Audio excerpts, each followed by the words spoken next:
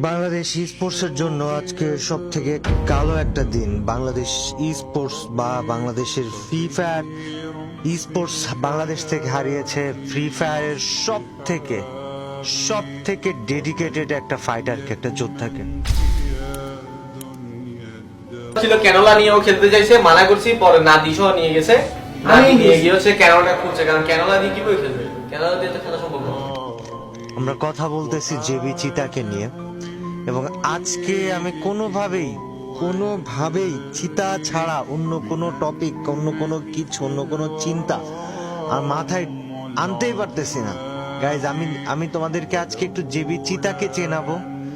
JB চিতাকে তোমরা হয়তো গেমে চিনো, ওর গেম খেলা দেখেছো বা ওর গেম প্লের ফ্যান ছিলে, বাট বাস্তবতা বা বাস্তবে চিতা কি বা চিতার বাস্তবতাটা কি, এগুলো আজকে একটু তোমাদের সাথে শেয়ার, মানে আমি আজকে চিতাকে নিয়ে দুটো কথা না বললে আমার আজকে ভালো লাগতেছে না। আমি পুরাটা টাইম, আমি যখন থেকে শুনছি যে চিতা ইন্তেকাল করছে, গতকাল রাত 2টার সময় মিরপুর 11-তে সে চিকিৎসাধীন অবস্থায় ইন্তেকাল করছে, তারপর থেকে আমার মাথা থেকে যাচ্ছেই না যে চিতার সাথে আর মাত্র 3 দিন আগেও আমরা কলে কথা বলতেছিলাম।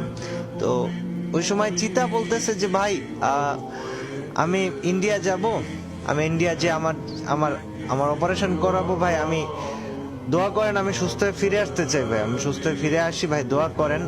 আমরা ভাই মানে ও এই যে জব ব্রেকার স্কোয়াডটা, এটা বাংলাদেশের সব থেকে কনসিস্টেন্ট একটা স্কোয়াড। আমি কখনো হয়তো এত আহামরি ওদেরকে বড় করে দেখায় ভিডিও টিডিও বানাইনি, কিন্তু মানে বড় করে দেখানোটা আমার ভালো লাগে না, কিন্তু ওদের যে কনসিস্টেন্সি, বাংলাদেশ ই স্পোর্টসের ইতিহাসে ওদের যে অবদান, জব ব্রেকার্স এই নামটার যেই মানে এই নামটার যে মাধুর্য, এই নামটার যে ভালোবাসাটা কাজ করে নামটা শুনলে, এটা বাংলাদেশে আর কোন টিম আছে বা কোন টিমের প্রতি এরকম কাজ করে?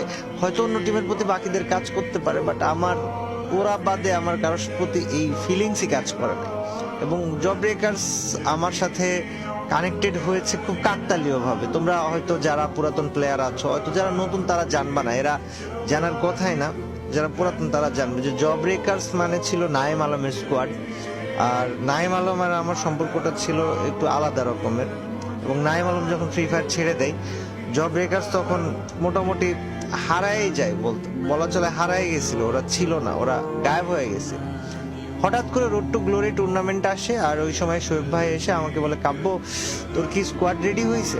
ততক্ষণে মিস্টার ট্রিপোলার, গেমিং উইথ তালহা বলো, জিকু ভাই বলো, জারাগা বলো, রোস্টেড বলো, মানে সব ইউটিউবারই তাদের টিম ফিক্স করে ফেলেছে। আমার তখনও কোনো টিম নেই, আমি প্যারাও নিচ্ছি না যে দূর, এটা নিব না, একটা টিমকে নিব না।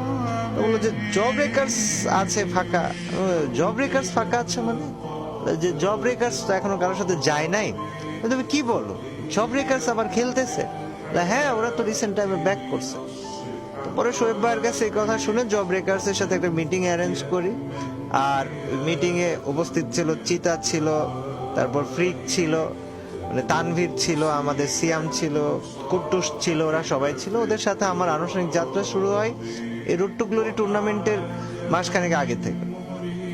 এর মাঝখানে আমরা রোড টু গ্লোরি টুর্নামেন্ট খেলি, হেরে যেতে যাই, মানে 5টা ম্যাচ, ভাবো যে 6 নম্বরেরও পরের পজিশনে আমরা আছি। দাম করে মানে এই যে 5টা ম্যাচ হচ্ছে, 5টা ম্যাচে ফ্রিকের বা চিতার একই কথা যে ভাই প্যারা নিন না, সমস্যা নাই, আমরা জব ব্রেকার্স ভাই, আমরা এক ম্যাচে খেলা ঘোরাই দিই। তো 6 নম্বর ম্যাচে দাম করে এমন একটা গেম প্লে হইলো যে আমার মনে হয় বাংলাদেশ ই স্পোর্টসের ইতিহাসে এটা অন্যতম একটা সেরা ম্যাচ আমার কাছে। আর আমরা সেকেন্ড হই রোড টু গ্লোরি টুর্নামেন্টে। তো চিতা ওই সময়, চিতা, ফ্রিক, কুট্টুস সবাই ছিল। চিতার স্পেসিফিক ভাবে আমি যদি বলি, চিতার ইচ্ছা ছিল যে ওরা 2021 না 22-এর FFBC তে ওরা সেকেন্ড হয়েছিল, রানার্স আপ হয়েছিল। ওদের ইচ্ছাই ছিল বা চাহিদাই ছিল যে FFBC টা জিতবে, FFBC চ্যাম্পিয়ন হবে, ওদের সে অ্যাবিলিটি আছে। তো সিয়াম মূলত, আমি সিয়ামের সম্পর্কে একটু তোমাদেরকে আজকে বলি। সিয়াম হচ্ছে ইন্টারমিডিয়েটে পড়তো, যদিও ওর একটু গ্যাপ গিয়েছিল, না হলে এবার SSC দিত। ও বয়স ছিল 20 বছর, আম্মার সাথে থাকতো, মাটি কাটাতে থাকতো, ইসিবি মাটি কাটার ওইখানে থাকতো। তো সিয়াম অসুস্থ হওয়ার পরে খুব বেশি দিন লাগে নাই, আমাকে ফ্রিক জানাই যে ভাই সিয়াম তো এরকম অসুস্থ, ওর তো লাংস ইনফেকশন হয়েছে।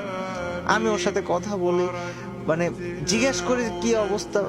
বিশ্বাস করো ভাই, মানে কসম খোদার, ও যে একটা ছেলে, ও যে একটা মারা গেছে, ও যে একটা ছেলে, ওর কথাবার্তা কোনো জায়গায় তুমি বলতেই পারবা না যে ছেলেটা অসুস্থ, মানে ও অসুস্থ, বা ওর কথার মধ্যে এরকম ধরনই নাই।